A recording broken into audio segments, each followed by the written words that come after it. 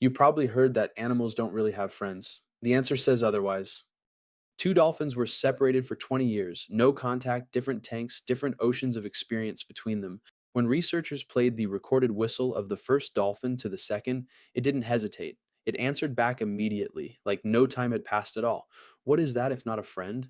Dolphins don't just recognize each other. Each one develops its own unique whistle, something like a name, and they use it for life. In a 2013 study, researchers played recorded whistles to dolphins who hadn't heard them in over 20 years. The dolphins didn't just react, they called back using the same whistle they used to answer that friend decades earlier. 20 years is longer than most human friendships survive, and these were two animals who had spent that entire time apart in completely different tanks, with completely different lives. But maybe dolphins are too much like us, big brains, complex social lives, practically designed to have friends. What about something smaller, something you'd never expect to care who it hangs out with? Vampire bats, not the cuddly kind. The kind that survive by drinking blood and will starve to death if they go 2 nights without a meal.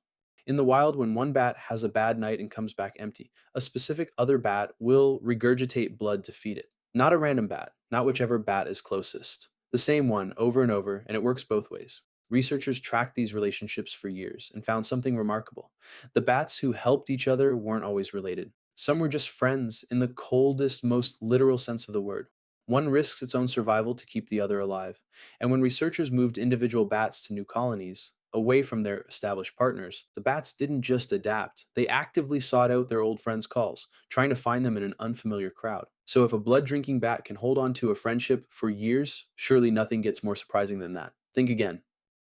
Octopuses live almost completely alone, no packs, no herds, barely any social contact at all in most species.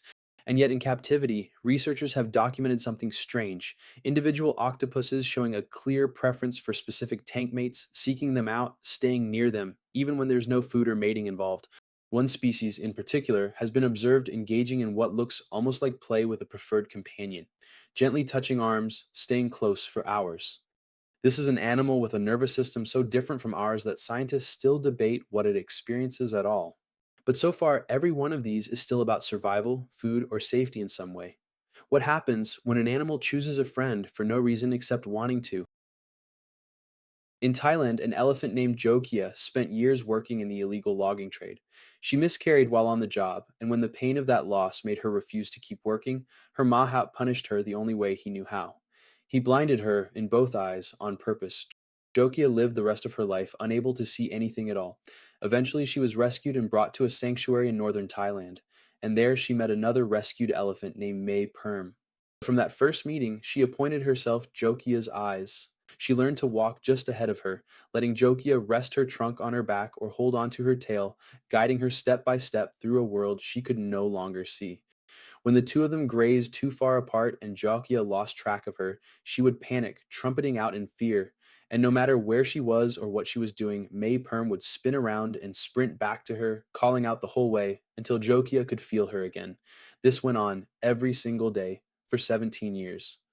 Then, in 2016, May Perm died of old age, and Jokia would not leave her side. She stood over her friend's body for almost 6 hours, touching her, nudging her, refusing to let anyone take her away. She grieved for days afterward, refusing food, refusing water, mourning a friend the same way you would mourn losing someone you loved. May Perm gained nothing from choosing to guide a blind stranger for 17 years. No mate, no family tie, no resource at stake. She simply decided, the moment they met, that Jokia wasn't going to navigate her darkness alone. That's not instinct dressed up as affection. That's what a best friend actually looks like, whether you're an elephant or a human. So the next time someone tells you that animals don't really have friends, think about the dolphin that answered a whistle after 20 years of silence. Think about the bat that starved a little less because another bat chose to feed it. Think about May Perm spending 17 years as another creature's eyes for nothing except the simple decision to stay. Maybe friendship was never a uniquely human invention. Maybe it's just what happens when something with a mind decides another life is worth showing up for. And somewhere out there, right now, an animal is doing exactly that for another animal it has no reason to help, except that it's their friend.